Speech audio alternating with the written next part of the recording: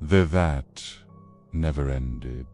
There's a house in Dorset, England, known only to locals as Hollowhurst Lodge, a withered structure shrouded in fog and ivy, hidden deep within the woods, where the roads narrow and maps lose their meaning. Few visit it today, and those who do rarely stay past nightfall. But long ago, it was a gathering place. In the winter of 1907, a spiritualist named Dr. Alistair Moreau purchased the estate.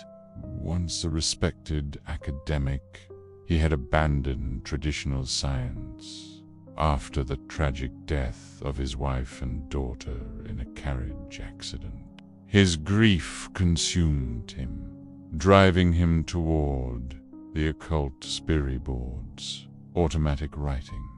Hollowhurst Lodge became his sanctuary and his obsession. It was said that he hosted gatherings every Saturday, inviting mediums, skeptics, and spiritualists from across Europe. They'd arrive at dusk, dine in near silence, then descend into the cellar, where a long wooden table waited, its surface marked with strange carvings and iron candle holder. Those who attended described the atmosphere as thick, like breathing through wet velvet. The air never stirred. Time itself seemed suspended. Clocks would stop. Shadows would move independently of their sources. And strange music could be heard faintly, like a gramophone left, spinning behind a closed door. One guest, a renowned medium named Cecilia Wren, claimed to have made contact with Moreau's daughter during a session. She described a soft voice, whispering from the dark. "Papa, I'm cold. I'm still here." Dr. Moreau wept openly. Why? He wasn't satisfied. They continued 4 weeks, months, years. Eventually, guests stopped coming. Some fell ill. Others disappeared entirely. And Dr. Moreau, he refused to leave the lodge. Neighbors claimed they saw him in the upper window, speaking to an empty room. Lights flickered at odd hours. Some swore the distant ringing of a child's laughter echoed from the cellar at dawn. Then, in 1921, Hollowhurst Lodge was found empty. No sign of struggle. No evidence of departure. Just a perfectly set dining room table, untouched dust on every surface, except the cellar, where the candles were still burning and the chairs were slightly pulled away, as if recently used. It seemed, had never truly ended a century later. In 2019, a group of university students studying folklore and parapsychology discovered the story during an archival project. Drawn in by the mystery, they convinced their professor to approve a field study. Poor students.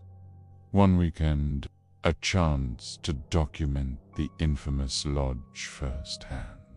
The building was fragile but standing. Moss grew thick along the walls, and the front door groaned like something alive. Inside, the air was dry, heavy, and unnaturally silent. The group set up cameras and recorders. Kai Sir, the most skeptical, handled the equipment. Jamie, the history buff, pored through old newspaper clippings. Olivia, soft-spoken and intuitive, was drawn to the cellar immediately. And Marcus brought a spirit board. The first night passed quietly, though each student reported strange dreams. Dreams of candlelight, of soft weeping, of being watched. Chimi awoke twice to check his watch, only to find the hands spinning backwards. On the second night, they gathered in the cellar. The table was still there. So were the chairs, though cracked and faded. The carvings were clear, symbols none of them recognized. Olivia, almost entranced, ran her fingers along the wood. "Their names," she whispered, "but not names of the living." By lit candles, Marcus set out the board. At first, nothing happened.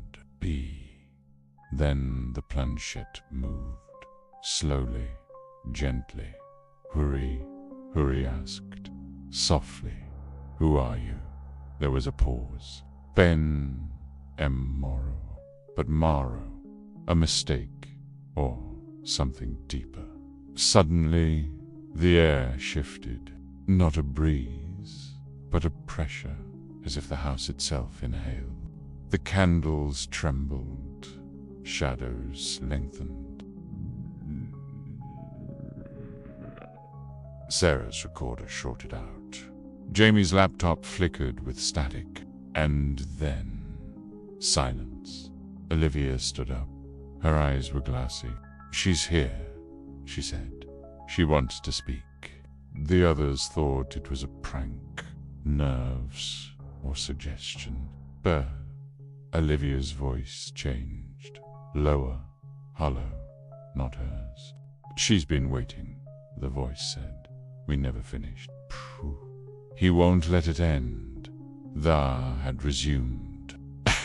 The final hour that night blurred into morning. The footage they recovered, grainy and incomplete, showed Olivia standing motionless for nearly 2 hours, whispering in a language no one recognized. At exactly 3:17 a.m., the camera caught a candle relighting itself. Back, and the voice returned. One more must stay." The group left the next day. All except Marcus claimed he forgot something. His journal.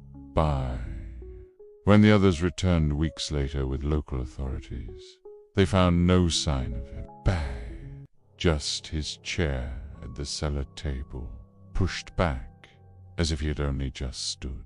To this day, Hollowhurst Lodge remains sealed. Locals say it's quiet now.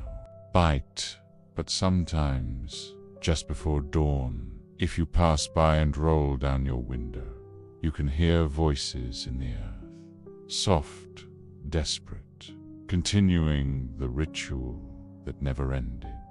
And in the cellar, the candles never burn out.